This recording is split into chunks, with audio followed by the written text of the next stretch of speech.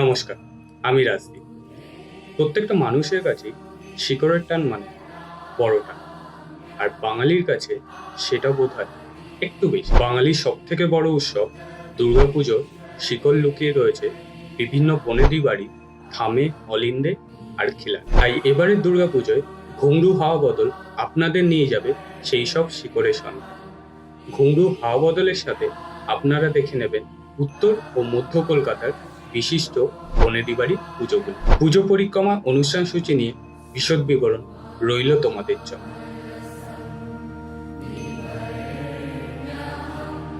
বনেদি বাড়ি পুজোগুলো দেখতে দেখতে জেনে নেব সেই সব বাড়ির পুজোর বৈশিষ্ট্য নিয়ে নানান গল্প, যেমন কোথায় মা এসে গয়না পরে, কোথায় ভোগ খান, আবার কোথায় বসে নাচ দেখেন।